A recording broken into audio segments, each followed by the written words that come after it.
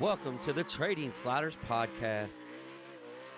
Here we go, episode number 71 of the Trading Sliders Podcast. How's everybody doing out there? I'm Bobby Puckett. Here with me in studio is Kurt the Flash Bennett. What's going on, Flash? Not much, man. You know us. It's a rain, wind, sleet, shine. We're here. Yeah, we seem to make it happen.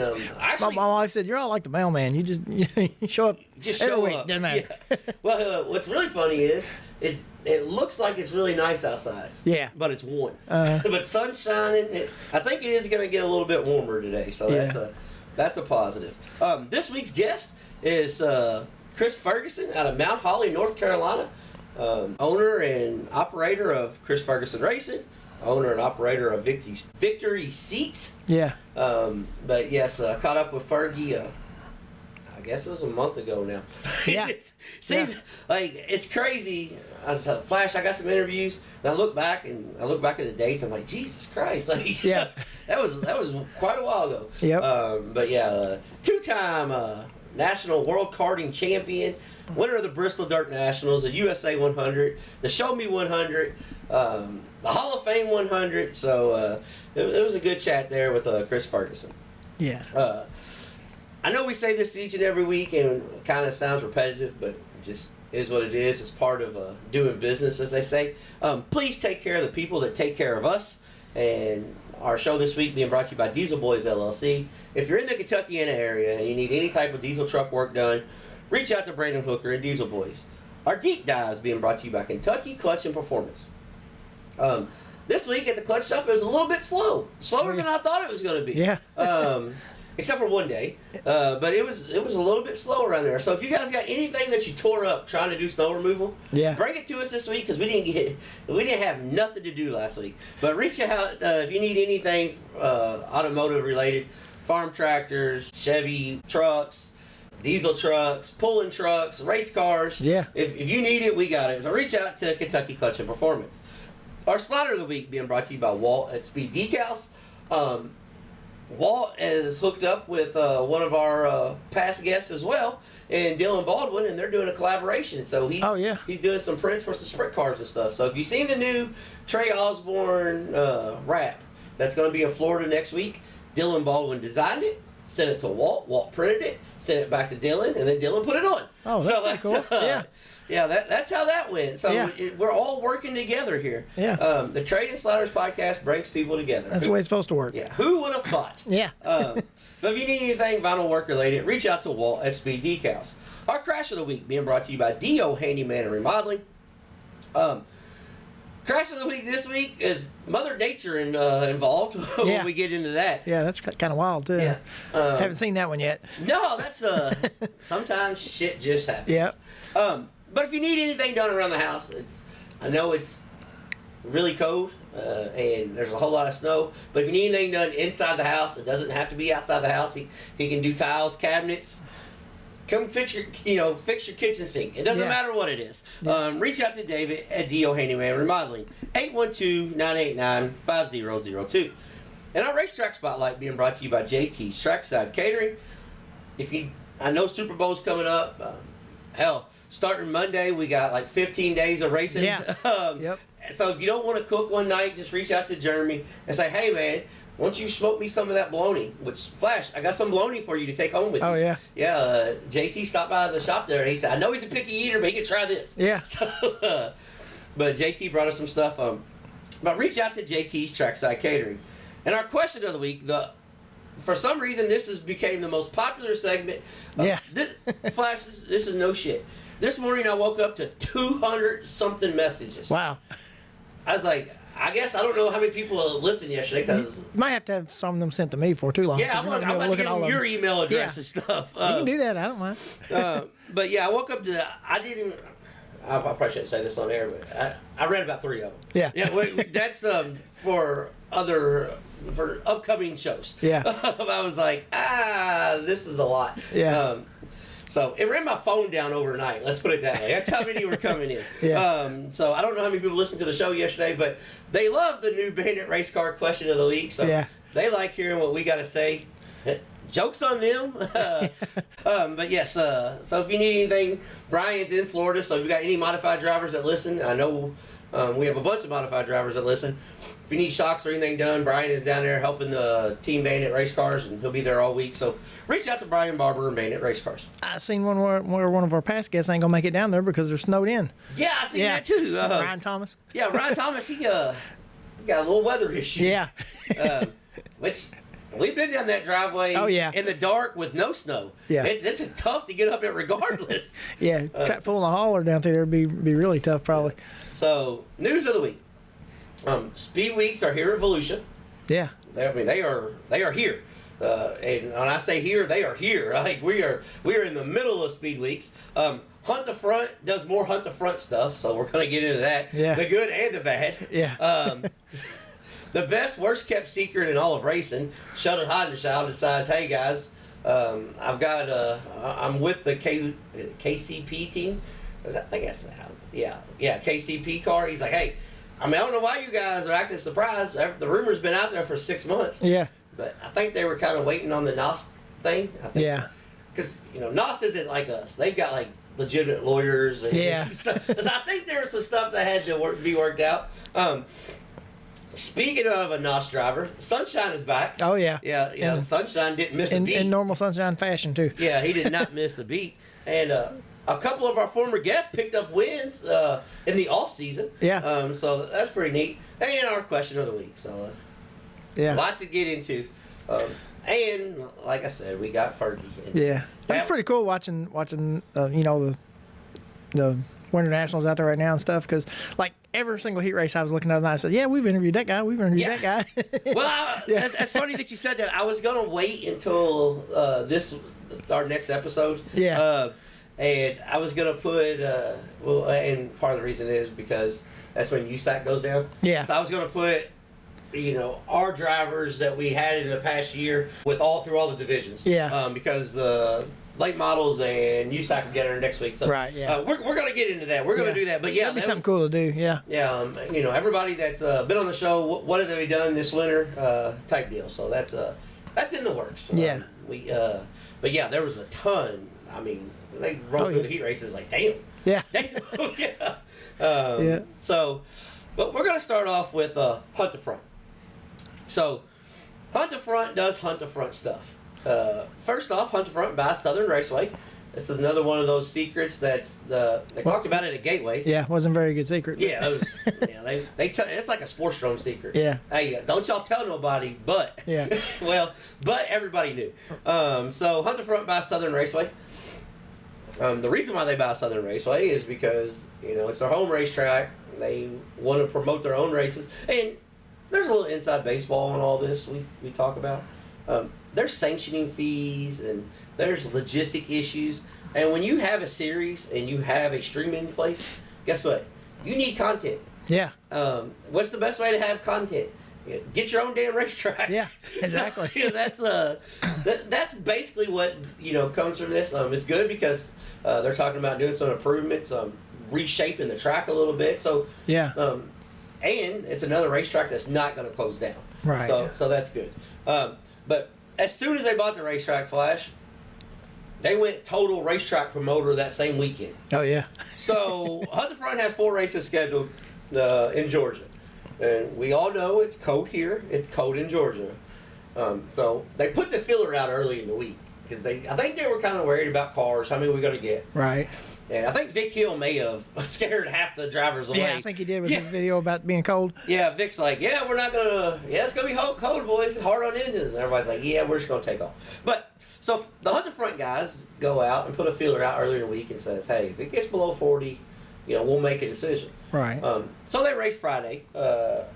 And honestly, when we get to the results, Friday race at Needmore, track was heavy. It was actually pretty good. Off the cushion. Yeah. It was actually pretty good. But they only had 17 cars show up. And I'm pretty sure that was the deciding factor into canceling Saturday, Monday, Tuesday. Right. Because at the bottom of the thing, they did the regular press release, it's cold and frigid temperatures and blah, blah, blah, blah, blah. But the very last words in there says, we feel that it wouldn't be feasible i.e., we can't lose money because we just spent a bunch of money on the racetrack. Yeah, we just bought a racetrack. We lose money right off the bat. So, I know they're catching a lot of. I mean, this is kind of unusual weather down there. Under normal circumstances, normal year, they would have been able to run. It's just. Yeah. Well, they're catching a lot of flack over. Well, it's just like the NASCAR deal. At Bowman Gray, they're still trying to run Monday, and the thing about them is that they don't have to worry about getting people in stands, so they don't care if anybody shows up because it's going to be on TV. Yeah. So it's no big deal to them. Well, I got news for them. Thinking about Bowman Gray, the people are coming to the stands. Oh yeah, they're going to be there anyway. Yeah, they're coming. Like they'll bring the shovel and clean the damn snow. Yeah, you don't have to worry about that. You just get the track and pits clean. They'll take care of that. I don't know how many snowballs are going to be thrown at drivers during the race. Yeah, that's all you gotta do is say the gates are open and they're going to be there. They're going to be there. Trust me on that. Been there, seen that firsthand. Yep. They don't call that place the Madhouse for nothing. But yeah, Hunter Front's taking some, maybe a little justified, but not unjustified. Right. Because, and the reason why I say maybe a little justified, because you had guys pull from Central Florida to almost Central Georgia. Needmore is not the farthest racetrack south. Right. So you had them pull 4 or 5 hours, and they did race for good money. They raced for $10,000. Yeah. But maybe you should have just canceled the whole weekend. Yeah. Not leave guys on limbo. But hell, I get it. If I was in the South Georgia area and they were racing Friday with a chance of being canceled, guess what? We still would have win. Yep. So it's just this is what it is. So Flash, we had a couple former guests pick up wins, and one former guest looking for help. Yeah. So this is our former guest segment, okay? Yeah. First off, congratulations to Briggs Danner. Briggs Danner won at the Atlantic City. The indoor auto racing, Atlantic City. And the cool thing is, for people that don't know this, is Briggs Danner personally built that car. Yeah, he built his own car. Yeah, he's a little bit of a fabricator. So if you missed the Briggs Danner episode, go back and check it out because it's pretty cool. See a 20-year-old kid that doesn't mind doing tubing work and welding and jigging stuff up. Yep. That's a pretty good deal. But Briggs Danner took the win there. And when we get into our results, we're going to go more deep into this. But Charging Charlie Medford, got him a big dub there at Volusia. Yeah, that was pretty awesome there. He found the line there, and he smoked them guys. When you ride around, Ricky Thornton and Kenny Wall, you did something. Oh yeah, you did something. Yep. So the goofy kid chasing the rabbits on our podcast. Yeah. Apparently he knows how to drive a race car too. Yeah. Yeah. But yeah, congrats. I was actually cheering for him the other night when I was watching at home. Yeah, congrats to Charging Charlie Medford. And one of our past guests looking for help. If you've ever dreamed about living on the road, racing, and you know how to do body work, you know how to buff tires, and you know how to drive the rig, Bobby Pierce Racing is looking for crew help. And trust me, you're going to be on one of the most winning teams in the country. Yeah. So if you're you're going to have good food most of the time. Yeah. Oh yeah. You're gonna get plenty of good food because JT's Trackside Catering is the home catering team for Bobby Pierce Racing. But yeah, reach out to Bobby Pierce and them. Send them an email. I should have wrote this down, but I think the email is something. It's because it's been the same forever for Bob Pierce. I think it's modracer32 at one of those domains. But you can look it up pretty easy. Yeah, look it up on Facebook. Reach out to them or call the shop. They said you can get a hold of the shop. Call the race shop. But they're looking for help, needed help, and that's kind of going to when we get into our fan question. There's something kind of involved with that. So, so we're about to bring all that together. And last news item of the week, which I really don't know how much news it is. But Sheldon Hodenschild and the KC... Yes, Chase, did you hear that? Hodenschild. I said it right. Sheldon Hodenschild and the KCP car have made their announcement. And like I said in the opening, I think they were just waiting on NOS. Right. I've seen a lot of people say, when this whole thing went down, back in the middle of the season, they said, yeah, but NOS isn't going nowhere because NOS is with Ricky Stenhouse. And I don't know what episode it was because I don't keep real good notes. Because I really didn't think this was going to come back, come back around. But I said then, and I said, guys, I'm pretty sure NOS is going to go with a young driver. Yeah. And Sheldon represents what NOS looks for. So let's just wait and see how this works out. Yep. here we are 4 months later. Yeah, there they are. It worked out. Yep. But yeah, so.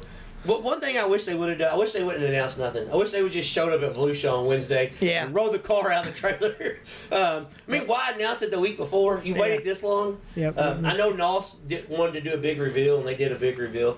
But they could have done that Wednesday morning. Yeah. When they're racing Wednesday night. That would have been that would have been badass. But so that was all basically the news of the week before we get into the results and how badass Volusia's been. Yeah.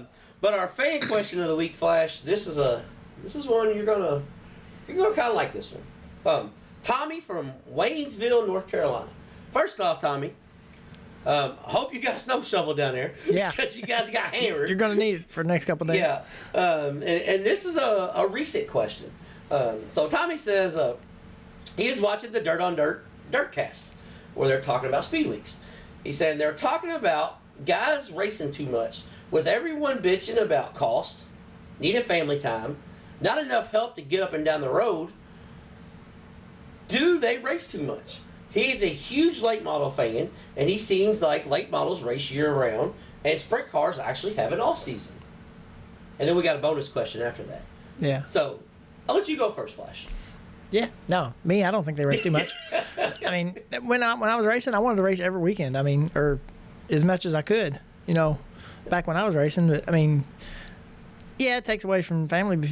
Most of the time, my family was with me everywhere I went. So, you know, a lot of people, and a lot of those guys do that. They, you know, the family travels with them. So, I mean, I think you can get burned out on it eventually, a little bit, but it don't take long. A couple weeks off, and you're ready to go back. If you're a real race car driver. Well, here's the thing. Or a real race team. Yeah. Well, here's the thing. Now I don't want to sound like a smart ass on this, but Flash is a mechanic. Seeing as I'm a fabricator, we work 5 days a week. Yeah. Sometimes 6. A lot of times 6. So, you know, we don't just work on the weekends and off all week. Right. Have you got an off season at work? Yeah. No. I haven't had an off season at work. And this is those guys' jobs. That's what they do. Yeah. This is what they do. I want to put it to you like this. Yes, race car drivers bitch because race car drivers bitch. They bitch about the cost because it is expensive. It is extremely expensive. They bitch about the family time, and that's because 9 times out of 10, their wives are bitching at them about being gone all the time because they have kids. Yeah. That's just part of it. That's what you signed up for. If they race too much, I'm just going to throw out a few stats out there. Volusia this week, 45 sprint cars, 81 mods. Yeah. If they're racing too much, why in the hell would everybody from the Midwest travel to Florida 16 hours to race? Right. Because this is technically their off season. Yeah. None of this counts towards UMP national points. They changed that years ago. Volusia last week, 44 super late models, 104 604 late models. Yeah. So there's 104 guys that decided, guess what? We're not racing too much. I want to go race. And they're not racing for 25 grand. You know what I mean? That's what I'm saying. They're racing just to be racing. Yeah, they're racing because they love racing. The IMCA Winter Nationals. There's guys from all over the country in Casa Grande, Arizona last night. 350 race cars. Yeah. From just about every state you can think of. Yeah, almost every state. Guess what the modified feature paid? $2,000 to win. Yeah. The stock car feature, $1,000 to win. Yep. The hobby stock feature, $500 to win. Yeah. So are these guys racing too much? No. In their eyes, they're not racing enough. This is their vacation. They go racing on their vacation. Yeah. They save their money all year to go do this. And the Chili Bowl, 400 cars. Yeah. The Tulsa Shootout.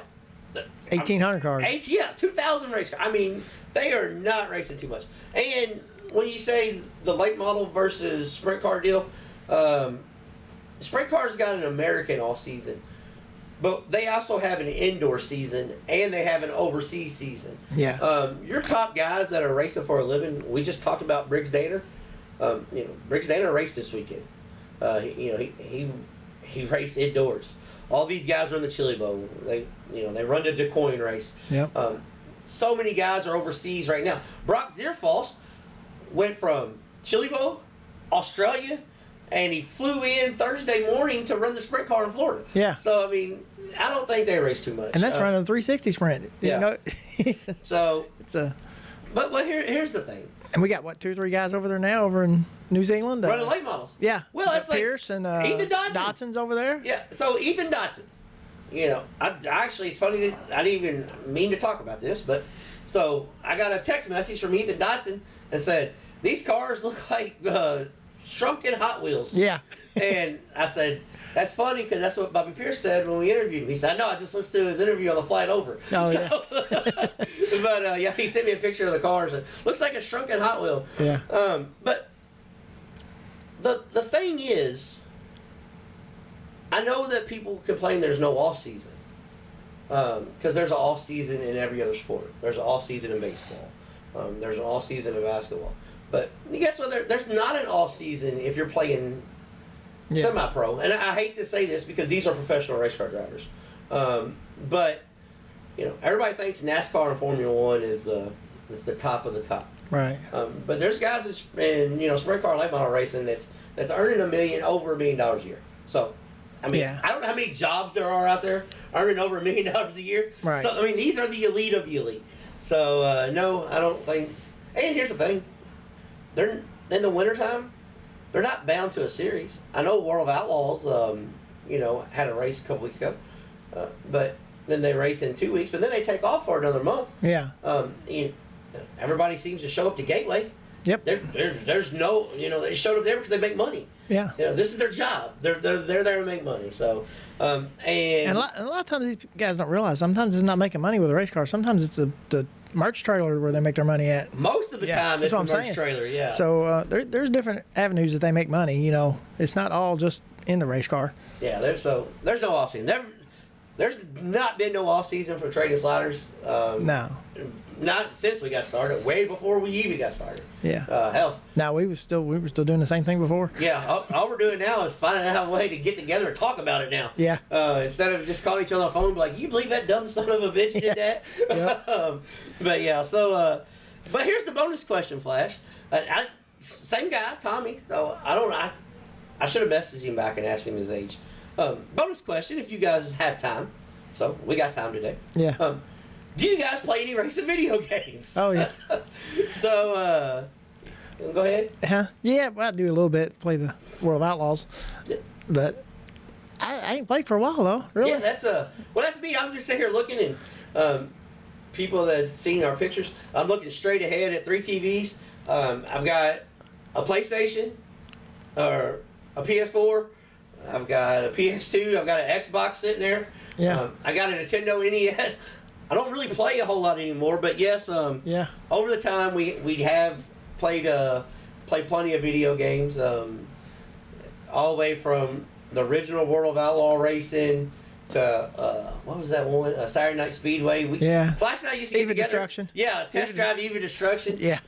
Some 20 years ago, it seems like we'd have a PlayStation party. Yeah. And we'd have TV. This is way back before there was even Flow or Dirt Vision or something called Speed Shift. Yeah. We would have Speed Shift TV on. Yeah. And watch the races from Beatrice, Nebraska. Yeah. and play some PlayStation. I've watched some races from Beatrice when it was snowing. Yeah. It's snowing at the racetrack. At the racetrack, yeah. they couldn't get up in the snow. It was pretty cool. So, but yeah, we do play a little bit of PlayStation and stuff. Not as much as we used to, but I've even got the new figure 8 game and all that stuff. So yeah, we might get into that some other time. All right, so we're gonna get into Volusia real quick. First off, Thursday and Friday. Last night's race got winded out. Yeah. So we're gonna start about the crash of the week right off the bat. Saturday night they had 40 and 50 mile an hour winds, up to a 70-mile wind gust. Yeah. Blowing sprint cars over into the fence. Gossel got into the fence. Ricky Thornton Jr. drives down the corner and gets a draft into the turn. Yeah. Him and Mitch Thomas. The wind takes the whole outside groove straight to the wall. So the race crazy watching that. Yeah. So the races. I posted that on our group. Yeah, I seen that. Trading Sliders group. Everyone wants to watch it. So the races got winded out, which is crazy. So this week's DO Handyman and Remodeling Crash of the Week is Mother Nature at Volusia causing some carnage. Before we even get started on the Volusia deal. So Thursday night, 45 ASCS sprint cars, 68 UMP dirt car modifieds. Modifieds run. It was a one feature program, so you got to be on your giddy up. Oh yeah. Everybody didn't get a participation trophy on this. Yep. One. You had to be ready. No to provisionals go. or nothing. Yeah, nothing. No provisionals. No national point provisionals. No none of that. Yep. You better be, your ass better be ready to go. Just race like Saturday night. Yeah, like it used to be. Yeah. But 45 ASCS sprint cars. Tyler Courtney took the win. He started third or fourth. Took the win over Brady Bacon and Austin McCarl. I felt bad for Austin McCarl. Yeah. Austin McCarl did everything he had to do to win the race. And you could even tell in his interview, he was just like, shit. Yeah. Like, what am I don't know what. I mean, I felt like I was rolling good, and he rode right past me. Yeah. But hats off to Sunshine, making a remarkable recovery. Yeah. I mean, just 6 months ago, he didn't know if he's even going to be able to walk, more or less race again. Right. So Sunshine doing Sunshine things. It's like he's never even been out of a race car. But first off, the new dirt at Volusia, I don't know who is in charge of putting it down, who's in charge of the track. I don't know any of that. But for someone that's been to Volusia probably 25 to 30 times, this is the best Volusia has ever been. Yeah. Ever. I mean, ever. It was good during the late model stuff last week. It was exceptional this week. Kudos to Volusia for... There's 3 lines you can run. No problem, that place. Yeah, I mean, kudos. Like, I never in a million years would have thought I would seen sprint cars bouncing off the wall like they did at Port Royal. Right. Never in a million years. So, kudos to Volusia. Friday night, and this is where the slider of the week comes in, the same 45 ASCS sprint cars, the same guy won, Tyler Courtney, but he started 6th. Cole Macedo started, I think, 4th or 5th and ran 2nd, and Brock Zierfall started 10th or 11th and ran 3rd. Ran 3rd. And they weren't even in the race. They were not even in the race.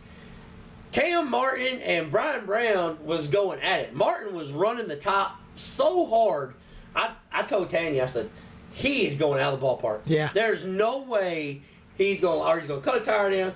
They finished about 8th. I think he wore his tire out. Right. The top, the outside, the edge. All of it, yeah. He wore the whole damn thing out. Yeah, the white marks all the way around it. Yeah. But, so, Zierfalls took the lead. And Zierfalls and Macedo was rolling on the top. And then all of a sudden, Tyler Courtney, it took rubber about 3 laps to go. Yeah. And I seen people bitching. There it is, same Volusia, took rubber. Guys, this is a case where the rubber actually helped the race. Yeah. It actually helped her. Now, it would have sucked if it had been like that from lap 1. Yeah. But where it came in, where they were in traffic, where they were sliding each other, so many people were running different lines. The first guy that found the rubber, Brian Brown, ended up 7th. Yeah. He was the first, he was the one that knew that the rubber was there. So, I mean, that tells you how exciting the race was. Yeah. But, when Tyler Courtney took the lead with a lap and a half to 2 laps to go, he launched down the backstretch like a drag car because he got all 4 in the rubber. And Macedo had the left rear in the rubber. Yeah, he was gone. I mean, he just launched, but it was such an incredible race. It was a 360 on a half-mile racetrack. Yeah, that's what I was gonna say. Usually you don't see that kind of racing out 360s on a big track. On a big track. Now on a quarter mile. But every single race was good the other night, though. Yeah, it was crazy. Yeah. And what I liked about it was the different compounds and the tires. Like RTJ tried to outsmart them in running the rubber, and they drove right around him in the mod feature. Yeah. Because the tires and the cars and the air. Yeah. I've always kind of shit on big track racing because I just like the bull rings better. Yeah. But if it's gonna race like Volusia, I'm down. Yeah. Like give me that. Give me 150, 60 mile an hour sprint cars, sliders. Yeah. Give me that. I'm down for that. Yeah. So, and to put it in perspective, the UP modified is the open modified. It's the biggest engine modified, softest tire modified in the country, and the 360 sprint cars were 4 seconds faster. Yeah. An 18.4 in modified qualifying and a 14.4 in sprint car. Yeah, that's crazy. So that's putting it in perspective. You know how fast the modified is around that place. Yeah. And so I'm really looking forward to the World Outlaws rolling in this Wednesday. And we got a bonus. So the race that was winded out Monday night, you got ASCS sprint cars, modified makeup, and a complete modified program. Yeah, so that's going to be cool. It's going to be really good. But, yeah, hats off to Volusia. And this week's Slider of the Week goes to Tyler Courtney, not only for just making a remarkable recovery, but, I mean, the pass for the lead was just absolutely bonkers. Yeah. Wasn't really a slider. It was more of a, I'm going to drive around you. But there was plenty of sliders being from first to sixth in that race were just throwing haymakers on each other. Yeah. It's like somebody was talking shit and they all started fighting. Yeah. It was crazy. Yeah. And then the last race that I got to see, the Hunter Front race, Needmore, it was on Hunter Front TV. Guys, I had somebody reach out to me about this too and said, we have so many streaming services, it's hard to keep up with. But a lot of those, a lot of the streaming services, if you go back, they will put their races up, especially like Done Right TV and Hunter Front TV. Yeah. Because, I mean, quite frankly, they don't have as many subscribers. So they want to show you the goods. Right. Just like the Clay Review stuff. So you can go back and watch these on their YouTube channels and their Facebook stuff. But the 17 cars, Hunter Front, Brandon Overton took the win from, I think he started fourth. I think Overton started fourth and Cody Overton started fifth or sixth. They started behind each other and went to the front behind each other. Right. And Joseph Joyner ended up third. Joyner didn't, I think he started fifth or sixth. They all started right there together. But I want to give a shout out to Jackson Heist. Jackson Heist started 15th and ran fourth. Man. Absolutely coming. The track widened out. It was heavy, and they had like 4 divisions. First off, hats off to Needmore in the South not having 15 divisions. Right. So they had like 4 divisions. 604 late models were there. They just qualified them and ran a feature. 28 cars, started all 28 of them. Yeah. We're just going to run a feature. The Hunter Front guys did run 2 heat races.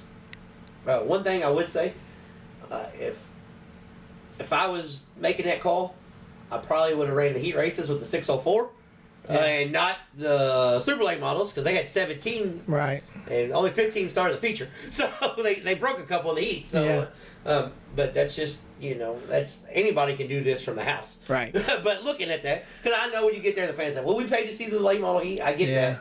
But you also want to see a full field in the feature. So. Right. But track was wide. It was hammered down. Josh Rice was making a hell of a run. Rice got all the way up to second. Started fourth, I think. Rice started fourth. He got up to second and was looking for the lead, and caution came out. So Rice did what Rice does. He chooses the top. And when he full sudded it in there, he started bouncing and got up over the curb and dropped all the way back to 8th. Yeah. And I was wondering what happened there because I didn't get to see it. And when he did that, that's when Overton took the lead. Oh. Ryan Gustin was actually leading at the time. Yeah. And Gustin almost did the same thing in the next turn. He did the short slider line so he couldn't be slid and slid over the cushion because it had a cushion. It looked like a Midwest racetrack. Yeah, I seen the pictures of a lot of the guys' cars. Man, they were covered. It was. Yeah. I mean, somebody had a picture on there. Guess how many tear-offs I used during this race? It was hammered in, but But what it did do though, it did widen out. Yeah. You could slide each other. I mean, it was actually. Yeah. For a racetrack in the South. Yeah. I'm gonna give it pretty a kudos. Good. It was pretty damn good. Pretty good, huh? It was pretty good. And in the Crate Racing USA feature, Diesel Jones took the win. I think that's race number 5 of 7 of their winter shootout series. So Diesel Jones is the points leader. But want to give an attaboy or Chaden Sliders. That's what's up to 5th and 6th place finish in Michael Page and Clay Harris. Both of them passed 16 race cars. Man, that's... so they didn't get a very good qualifying lap. Right. The feature had 1 caution, and they both passed 16 cars. So yeah, that's doing something. Yeah, that's which Michael Page, he don't mind passing race cars. Right. Yeah. So that's what he's been doing. So that's basically all went on, Flash. So yeah. You got anything to add? No, I don't think so. It was a pretty interesting weekend to watch races anyway. Tomorrow night? Monday, yeah. Yeah, Monday night. We got racing on every night this week. So, yeah. And multiple. Oh, yeah. Yeah, multiple races from multiple tracks. So we'll get into that in upcoming events. So we'll get off here and check out our interview with, it's Fergie time. Yeah. It's Chris Ferguson. You guys trust me on this one. This is a fun one. It's time for the Trading Sliders Deep Dives presented by Kentucky Clutch and Performance. All right, ladies and gentlemen, on this week's Trading Sliders Deep Dive, we have a man that wears about 15 different hats, especially this week here at the Chili Bowl, but he is not racing. It's kind of early, so I'm not going to do my big announcer voice. Well, the coffee's starting to kick in. So. Okay, well, we're good then. Out of Mount Holly, North Carolina, it's Fergie. Chris Ferguson, thanks for coming on, man. Appreciate it, man. Appreciate you guys having me, and I feel pretty good about doing something like this at the trade show. You know, everyone's sees me here for victory seats, and I know a lot of the guys know I race dirt late models, but there's not a lot of fans that they're not dirt late model fans. So I'm just one of the crowd here, so it's cool to actually come do an interview like this. Well, I appreciate you coming on, and we're going to get into the victory seats thing. Actually, we'll start there, and then we'll trickle it back to the race thing, because that's what you're here for. With technology the way it is, and the cars are so hooked up, and you're in the racing industry. You work on, you build seats. With the injuries that's been sustained recently, there's a theory that, do you think the cars, the seats, everything's too stiff? It's almost too safe where it's unsafe? Does that make sense? Yeah, I mean, there's definitely some, I would say, like, truth to some of that. A lot of it has to probably have, in my opinion, it goes back to the mounting of the seats. At one point 10-15 years ago, everyone was building the seats, putting bungs in the chassis, and there was a seat back bracket. But nowadays everyone bolts the seat to a clamp directly to the chassis, so now everything that the chassis feels in a wreck, the seat's feeling is that there's nothing in between the two, so the seat's absorbing the same amount of energy that the chassis is. And in my opinion, that has a lot to do with it. We do beef the tops of the seats up because we want, naturally, an open wheel, many things can get inside the cockpit with the car, so we want to protect the driver as much as we can. But to offset all the beefiness, we put a ton more head foam in there. A lot more foam in the shoulders, a lot more foam in the insert that's actually inside of the seat. So there's a lot of give inside of the seat that tries to make up for the rigid part of the seat and also the rigid part of the mounting of the seat. So I don't think we're at the best place right now with mounting seats in the open wheel world. It's something that a lot of people are afraid to talk about, but I don't mind talking about it because it's only, you talk about it, you can make stuff better. And I think what it all kind of stems and breaks down to is everyone in the open wheel world, this has happened a lot over the last couple of years, in the last 5-10 years, drivers are swapping rides a lot now. You don't really see a driver stay with the team. That's like what, with Donnie and Tony Stewart. Yeah, that's almost unheard of. Unheard of nowadays. Yeah. So nowadays they make it as easy to swap the seats as possible. That doesn't mean it's the safest. So, for me, I think that we got to get back to looking at them and seeing how to properly mount them, making sure that they're done correctly, and then you'll see improvement, nationwide if that happens. Well, you come from the stock car side, so the seat being mounted and a lot of stock cars is laid back. Yes.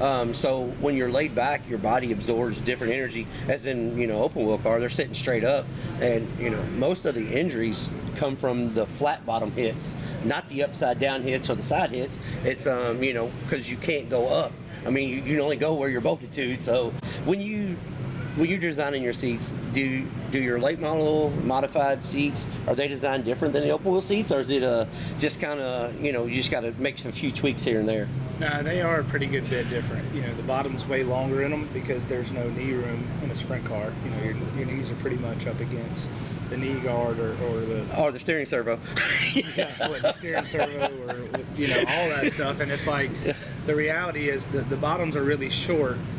And the feet hang so far low that you have to stand the seat up to really be able to drive, and everything's stock car related, dirt late model, dirt modified, everything else is 15, 20, 22 degrees and 25 degrees.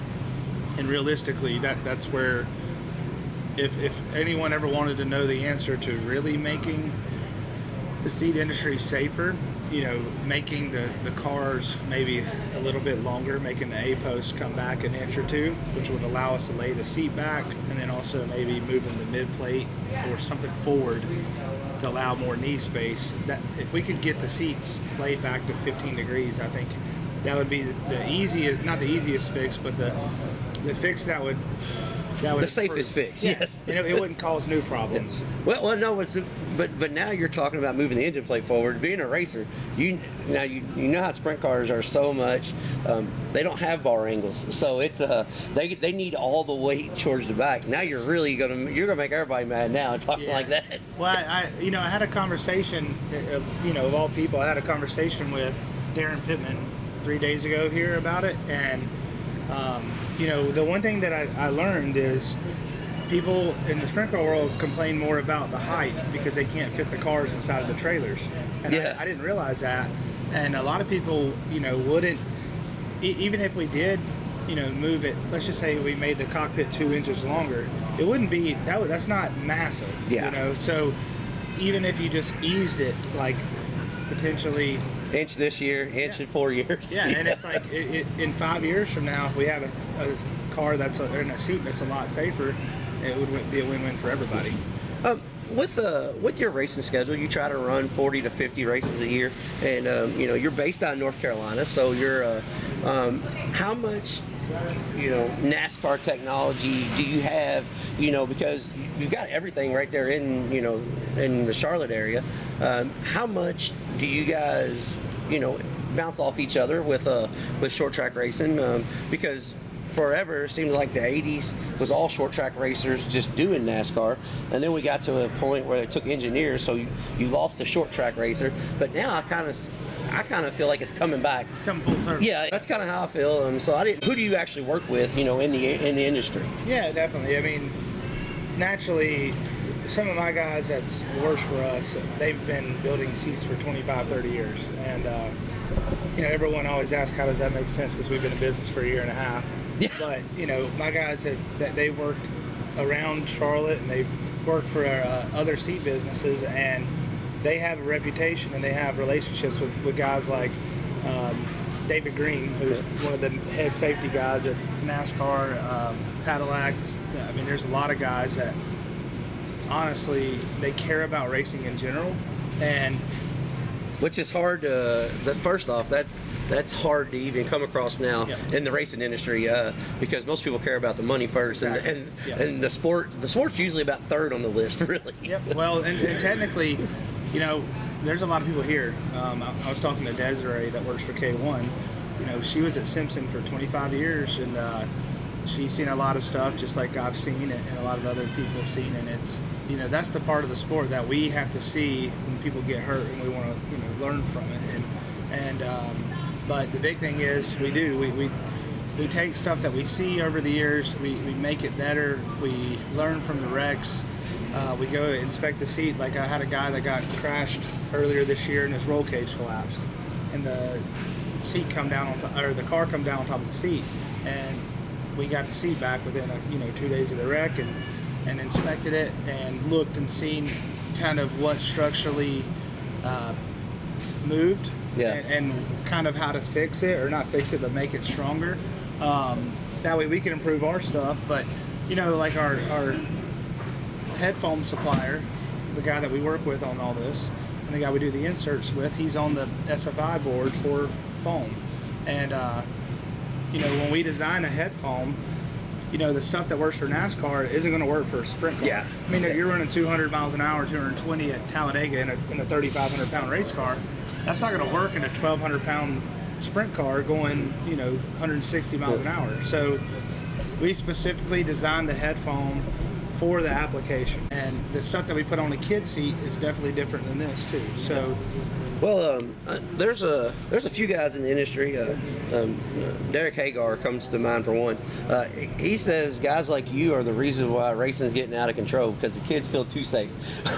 He said he told me one time. He said, I think the kids don't realize they can get hurt in these things, and it's because of the seats. He said, I think every kid that runs micro sprint should have to run old Kirky seat and bounce their head around a few times, and then the racing will change. When the consequences are brutal, that's whenever it's like, okay, maybe I'll think about this next time. So you're right. And listen, I built seats for Derek for a long time, and long story short, I come from because he's about the same age as I am. He's slightly a little bit older than I am, but when I first got into it, I had a high back seat. It didn't have no full containment. Yeah. And I mean, when I got in the corner, I moved, a foot to the right, and it made me think about when I was going to go blast the cushion or throw a slide job, it might not clear it, Well, and the tracks you raced at, I mean, did you ever get to run the old Cherokee before they? My first year racing. Okay, before they changed it, yeah, it's you're not going to throw no slide job there. You're just at the end of the straightaway that's between Tulsa and Oklahoma City. Yeah. You'll just decide, you know what, I'm just going to let him have that one. You just feel like when you got to the end of the straightaway at the we call it the Big G.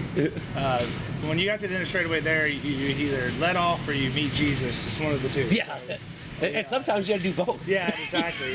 and we've seen guys like, them wrecks like Mike Duval's wreck. Yeah. And there was some historic wrecks where they flipped, down a quarter-mile straightaway. Yeah. And you're like, how can a car flip for that long? Well, that's the first time I went there was the wreck that Ivy had on the backstretch. Oh, yeah. And I was like, there's no, and he walked away. He limped away. He didn't really walk away. Well, he had the high back seat back then. That's he didn't really walk away. But I was like, oh my god! And then a few years later they made the track smaller, which they say it's small, but it's still a huge street. Yeah, it's huge. So in the dirt late model world, you were a young and up and comer. Now you're kind of the older guy in the business now. But you were a young and up and comer, and I don't know. I'd say you see my notes. Yep. We don't have any, so I'm trying to do this off the top of my head. But didn't you start out in karting? I did start in go-karts. Okay. Yes. Pavement karting, like road racing? No, we did all dirt. Oh, did you? Okay, that's what I was going to ask, because I was like, with you being in North Carolina, how did you choose the dirt road? Well, realistically, a couple of things come to mind. My family, they raced dirt. My father did. My grandpa, they ran like Hickory and Concord. My grandpa ran Hickory, Concord, Metrolina Speedway. Metrolina, Fun fact, I went to Metrolina in like '95 for the World of Outlaws show. Yeah. My dad, we were there too. And, I was like 5 years old, but it was like, oh my God. I remember, Dad said back then, you didn't have World of Outlaws on TV.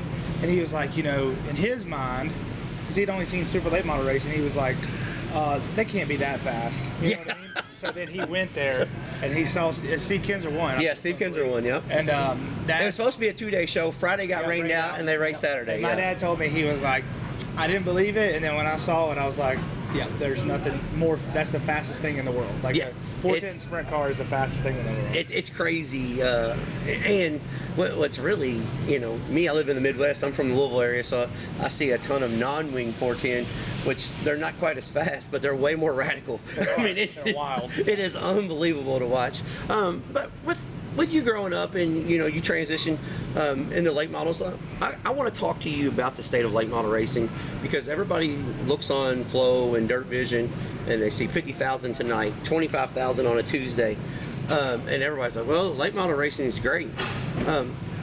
Is it really? Because the top's really good. Yeah. But once you leave the top, how's it? You're a guy in the industry. How is it once you leave the top? It's tough for us to go race nowadays at a regional race, because the cost of having a super late model nowadays is really, really hard. It's expensive, and when you go run those big races, here's kind of what you're guaranteed. Like if you go run a 50,000 win race, 20, whatever, you have 2 prelims that pay $1,500 to start, and then you have the big one that pays, 2, 3, 4, 5,000 to start. So you're guaranteed, if you can just go make the show, you're going to carry home $6,000 to $10,000. Okay? You're going to cover the expense getting there, and hopefully tires. Now, when you go to a regional race, or a local race. They don't really have local races anymore, No. supers, but Local late model racing is dead unless you live in Illinois. and it's even at the regional level, they have a 5,000 or 10,000 to win race. It costs the same amount to go run that race as it does a Crown Jewel or a big race. And it's like, if you don't win, everyone's losing a lot of money because they're paying $800 to start, $600 to start. And any way you look at it, it costs $30 a lap in a super late model and $30, $40 a lap in a super, and that's just for the motor. That doesn't cover expenses, but it's getting harder. It's getting harder to do, and it kind of sucks because it does suck because, you know, regional racing does need to exist, and it, you know, we got to keep fans, like even the ones that can't travel to Eldora, Knoxville. You got to have people that love the sport so they can go to their local track. And if you lose that, then you lose. It's a trickle down. Exactly. Well, that's what I said. Like, you know, because I work for a regional modified tour, and you know, without us, there's no progression to the regional late model. Yep. Without the regional late model, there's no progression to the supers. Yeah. But one thing that I've noticed over the years is, you know, promoters will just go ahead and blame it on streaming. Well, it's streaming while we're not, you know, people aren't here because of streaming. And I think that's lazy because I've known people, you know, that's come up to me and said, hey, you know, I follow along on the podcast. I went to my local racetrack, and they're traveling to new ventures because of that. So that's, you know, that's a cop out. It is. I mean, honestly, I hate to say it, but you know, I know some really good promoters, and they don't need streaming. You know, they make the show exciting enough that people want to come visit and be a part of it in person. You know, that's what I tell everyone. If you're worried about streaming taking your fans, the reality of it is you need to make your event better or your product better. That way, they want to come and see it in person. Well, and that's what I always said. Where I live, I'm close enough that I can, you know, within a couple hours, I can. In 3 hours, I could be in East Tennessee, watch super late models.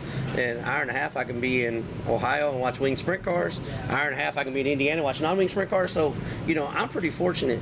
But one thing that I do see, especially down south, and that's where you've done a lot of your racing, the mentality is a few years behind on everything. It's not just you know, it's open the gates. I mean, hell, forever people, like, I never understood why somebody gets upset when somebody does like a Facebook Live video.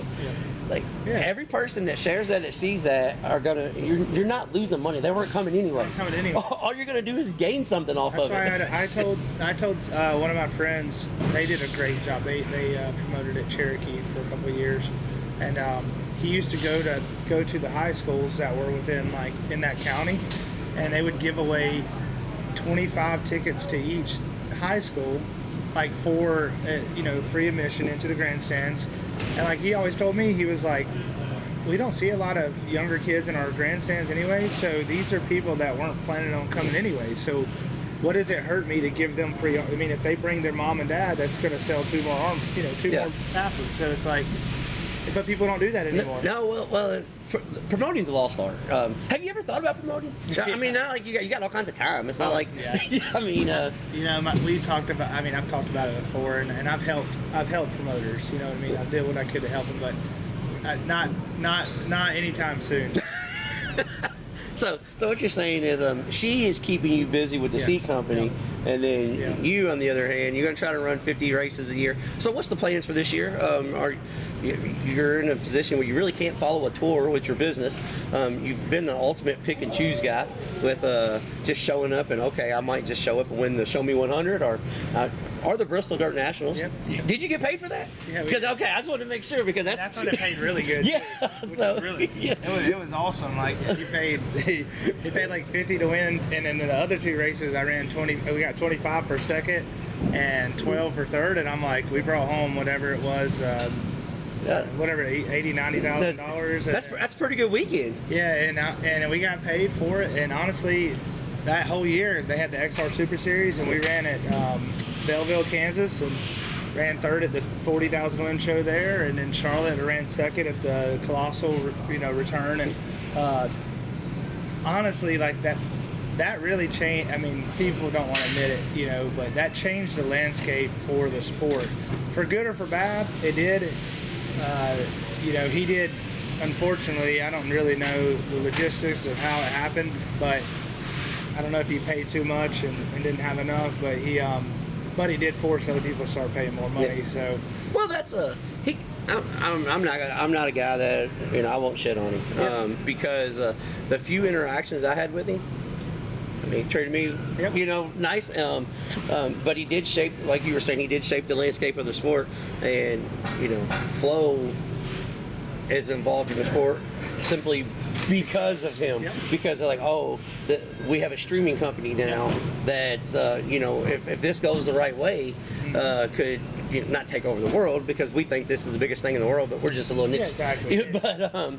But you know, in the same token, you know, Flo coming in, and you know, prices went up, you know, purses went up, and you know, then now you got Flo with Dirt Vision, who acts like they like each other, then you know, want to fight, but then acts like they like each other.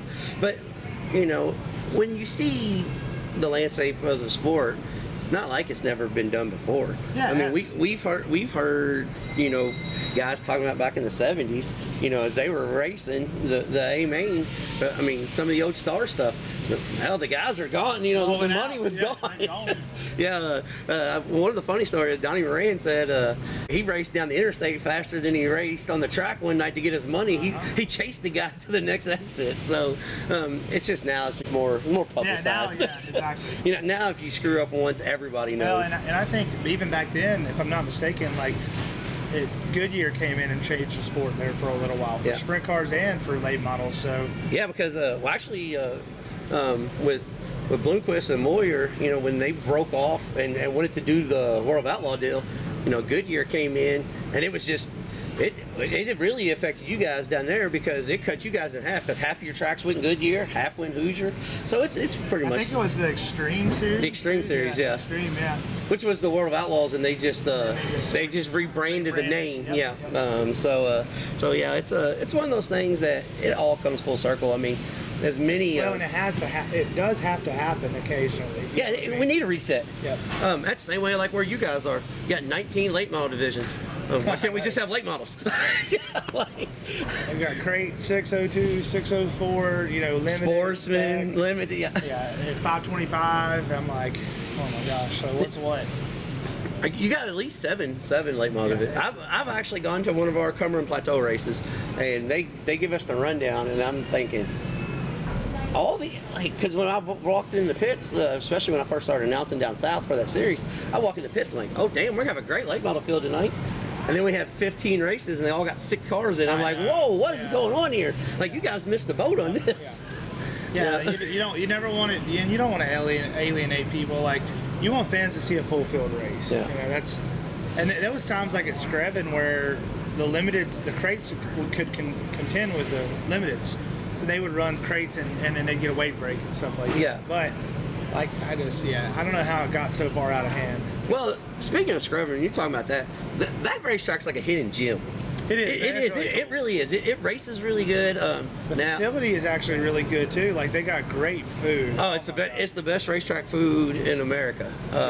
It is, well, minus everybody who listens to this thing, because every time we talk about racetrack food, crawfish at Talladega Short Track. It's good. Oh my God, it's yeah, it is really good. But yes, the Screven is one of those places that I know Red does. He spends a ton of money on the sport, and he does good things, but he's one of those guys that kind of shoots himself in the foot too. You know, I just think it's so strange, because 10 years ago, I remember the World of Outlaws had their season opener there, you know, and it was a good deal, you know, but the racetrack would be good, really good one night, and then like one night, like 10 years ago, I led the World of Outlaw opener, and I blew a tire on the last lap because it rubbered up, you know, and Rick Eckert ended up winning. Yeah. Like, I led 49 laps, and that was going to be probably my first or second World of Outlaw win ever.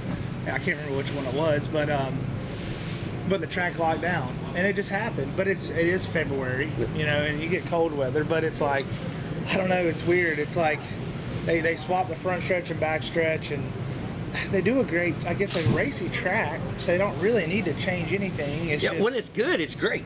Yeah, That's a. But I've been there before, and they rain it out in practice, and like you can't get on the track until the main event is finally good, you know. Well, it's funny you said that because we went down for an event once, and they have a drivers meeting, and they've got like 10 divisions, and they said, all right guys, we're going straight into time trials because they were behind. Red's got the track sealed up and ready to go. I walked over and looked at it, I said, whoa, I don't know what he sealed it up with. Looked like the water truck. Yeah. Oh man. Yeah, and I just, I'm not because I think they do a good job. No, I love it. I think it's a hidden gem. It's just very inconsistent. Yeah, that's a. Speaking of tracks in the South, you guys have a red clay, and everybody has a misconception from the Midwest. Red clay means tacky, and that's true for about a month of a year. The rest of it, it means sandy abrasiveness.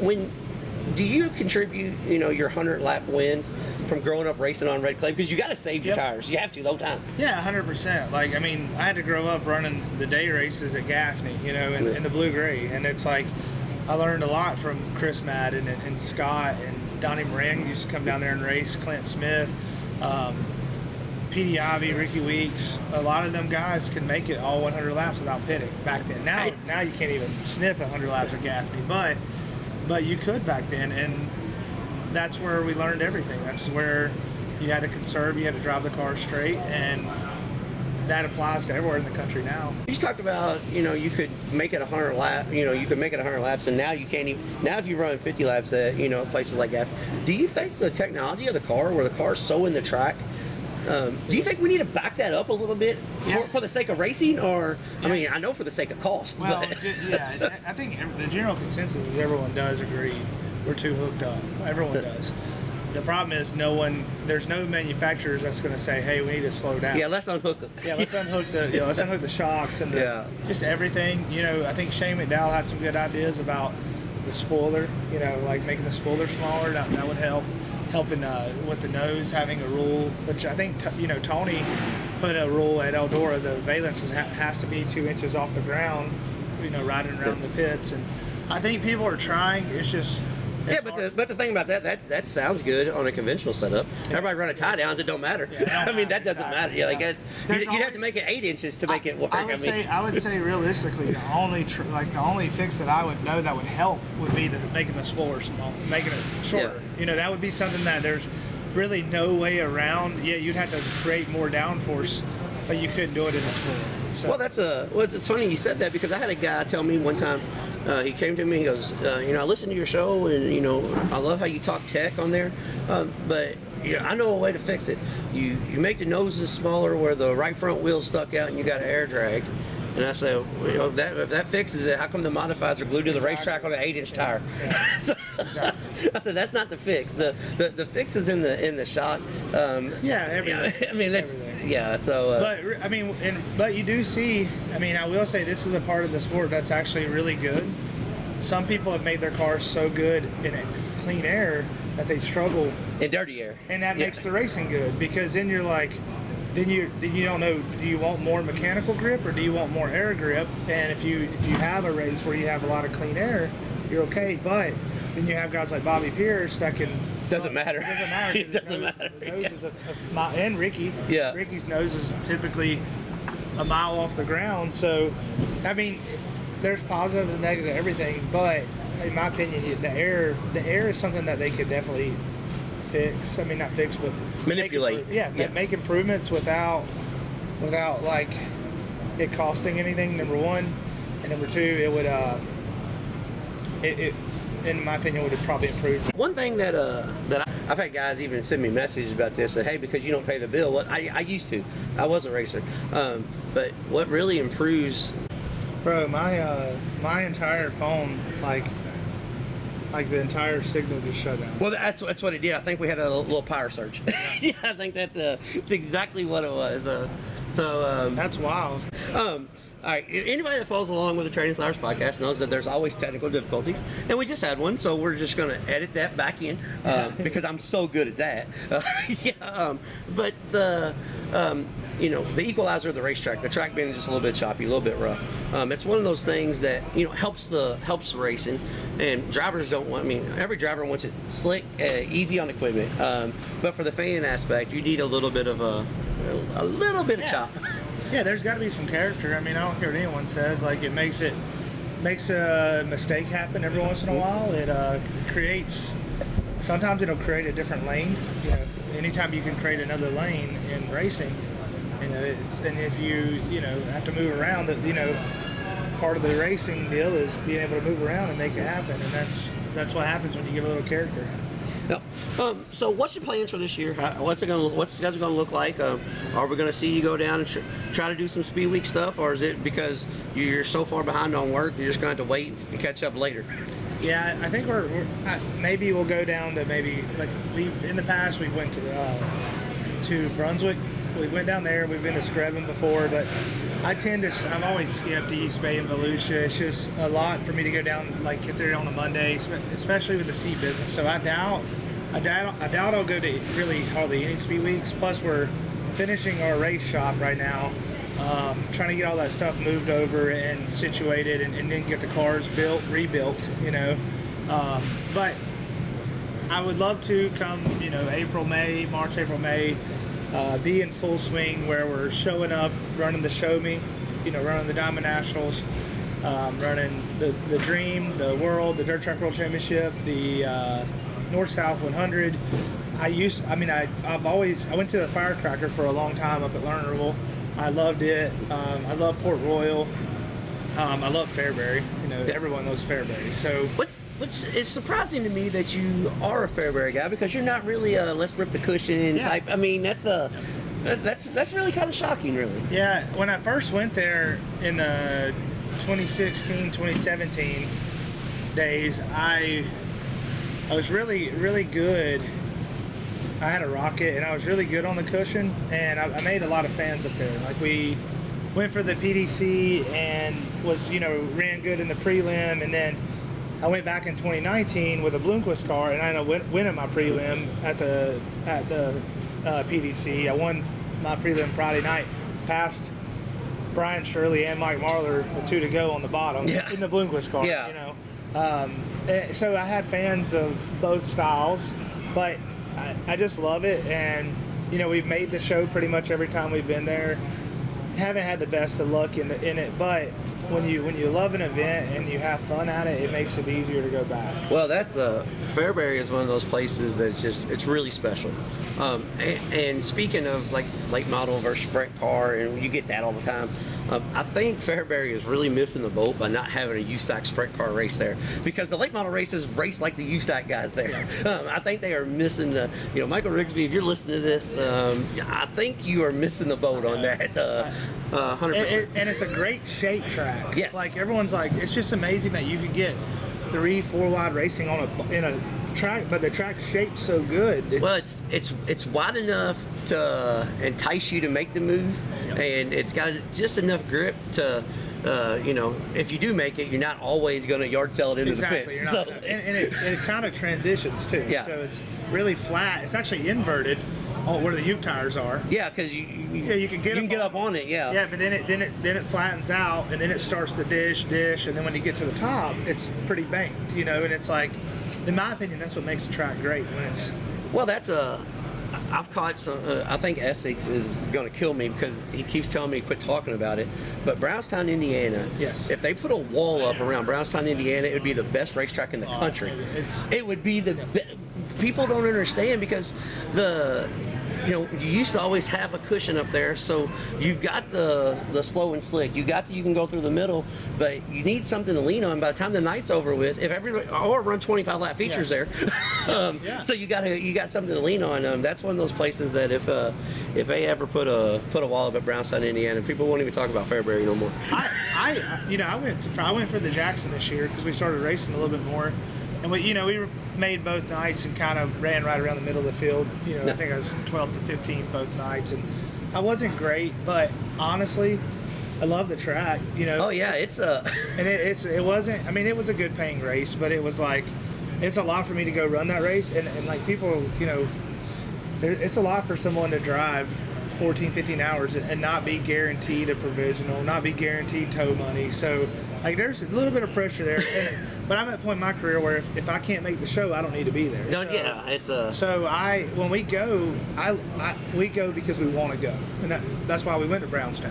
Yeah, full expect. Hey, you never show up saying, I hope we make it. Yeah. As you show up now, it's we're here. We want to. Yeah.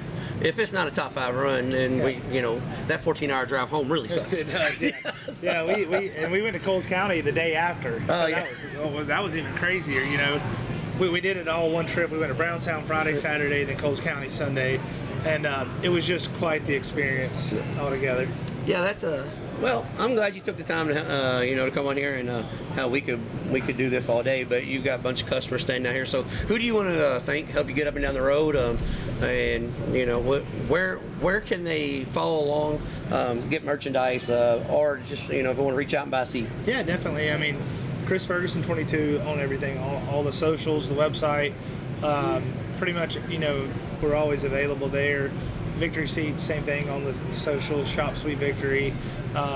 We post most of the time where I'm racing within the week or so, and then we try to come out with a schedule, but I don't want to put out a schedule and let people down. So for me, it's like we do what we can. But my big thing is I want to thank my wife. She supports me in all this. She's with me here at the Chili Bowl, and my family, they do a lot.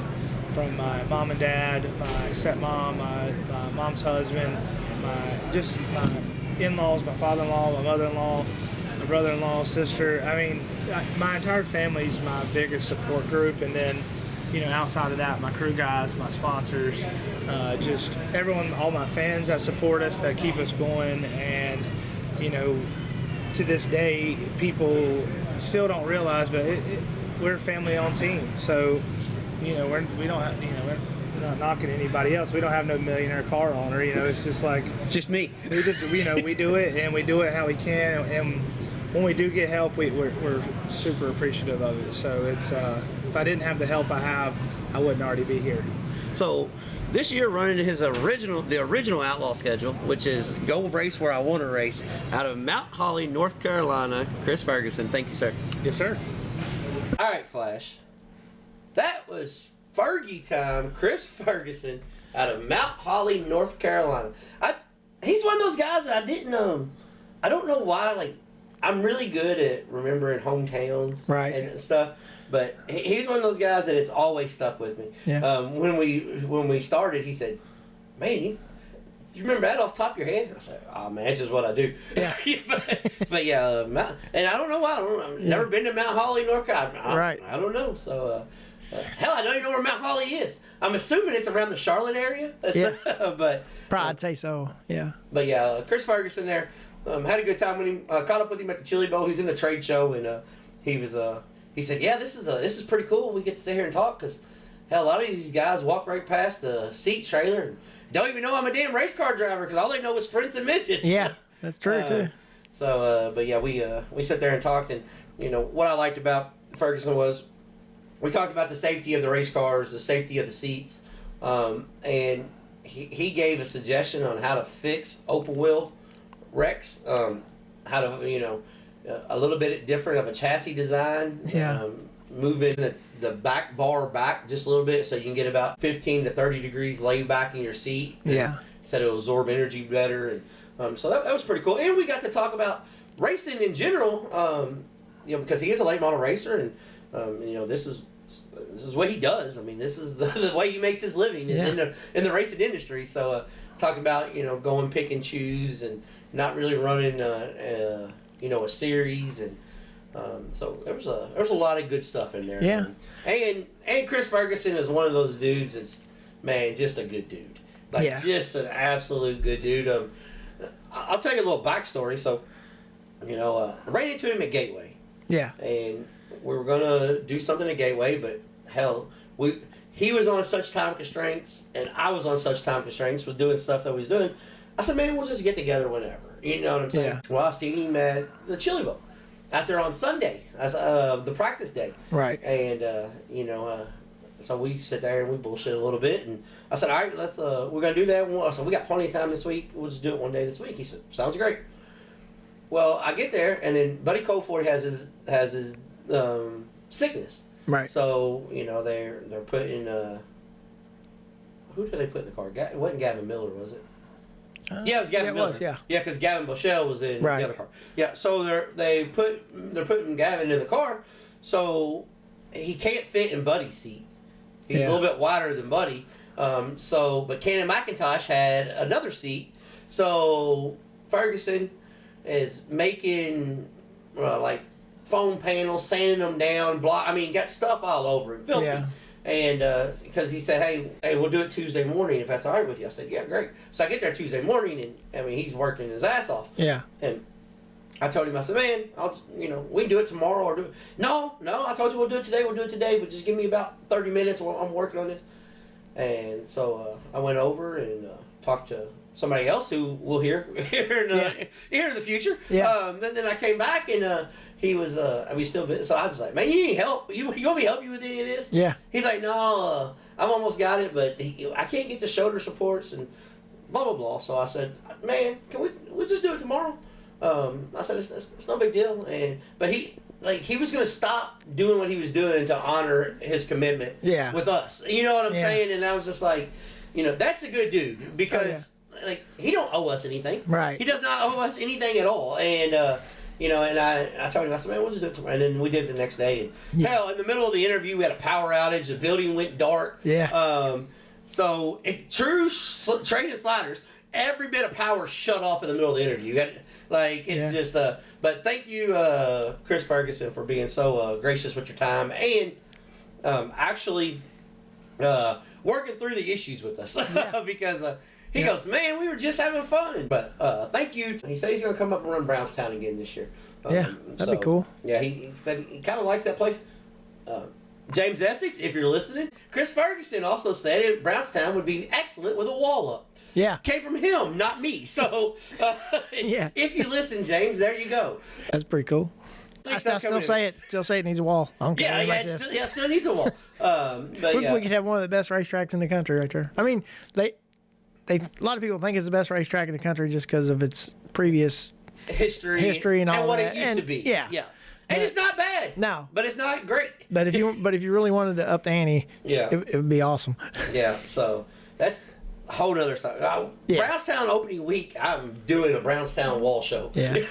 They talk about, you go over the bank and don't turn nothing up. Yeah, tell that to Don O'Neill. Yeah, Don O'Neill. Tell it to the mayor now. Franklin.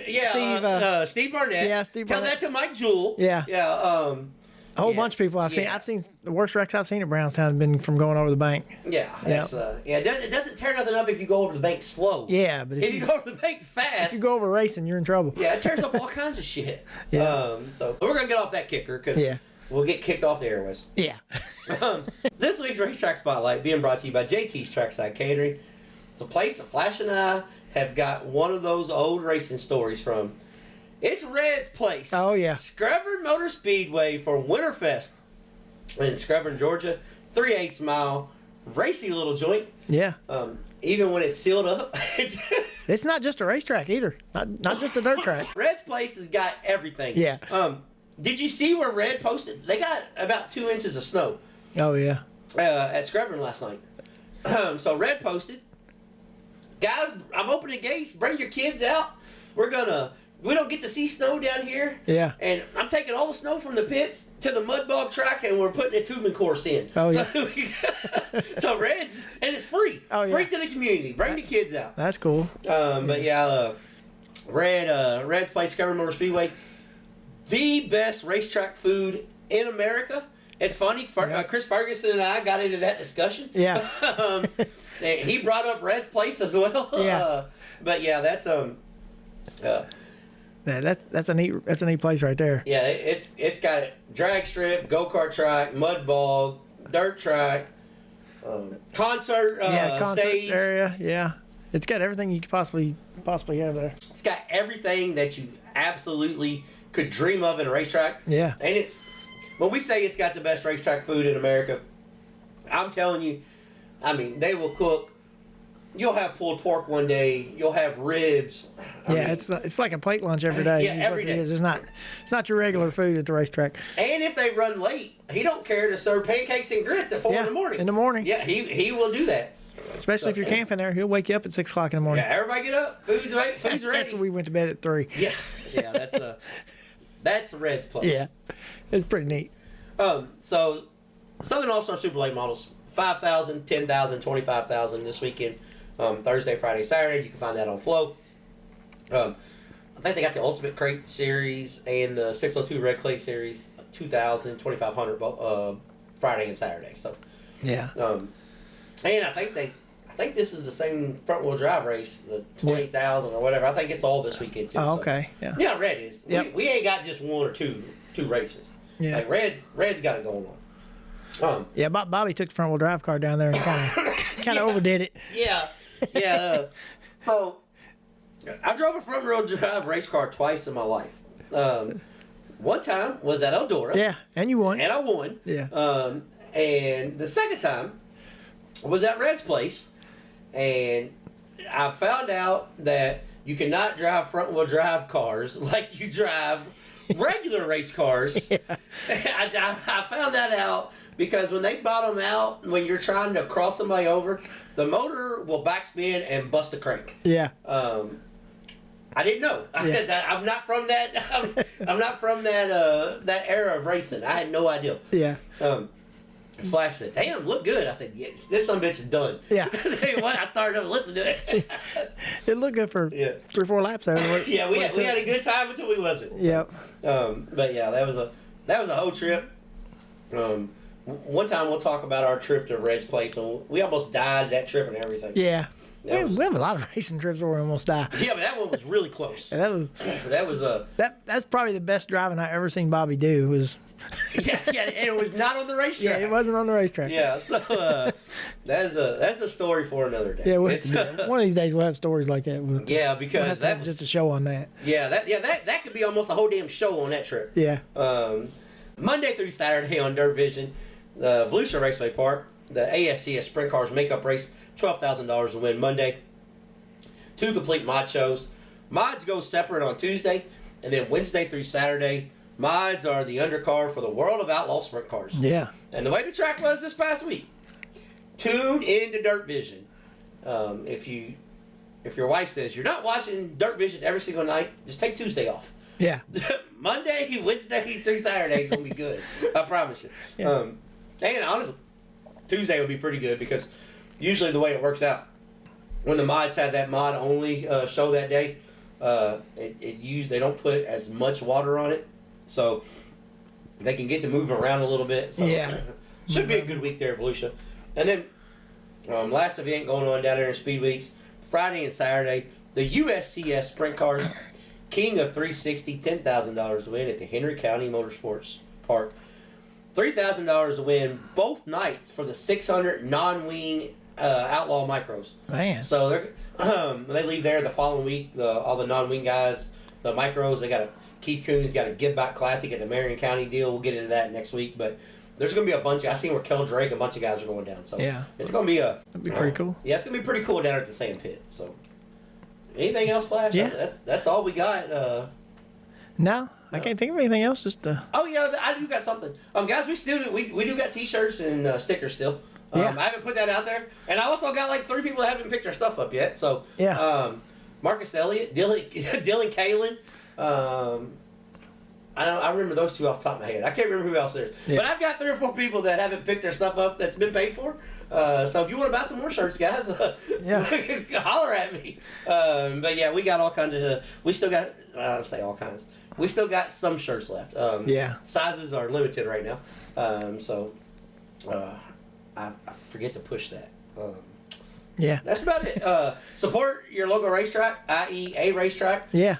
And as much as people complain about this, if you're watching on Dirt Vision or Flow, you're supporting the racetrack. Yeah. Because the way this works, they do get money off that. Yeah. They get money off the per views. Yeah. It's not like they don't get anything. Yeah. So for as many people that is complaining about it, Yeah. I promise you, they're getting paid off of it. If I could take off 2 or 3 weeks, I'd be in Florida right now, but I can't. Well, here's the thing. I even thought about making like a weekend dive down. Yeah. But I got so much. I'm so behind on so much stuff that I don't know. Maybe at the end of the month we can find something. What's bad is I got a place now like 40 miles from Tampa I can stay, and they shut down the Clay by the Bay, so I don't get to go. What the hell? I never even got to go. I could have went down there and just go back and forth every day and been fine.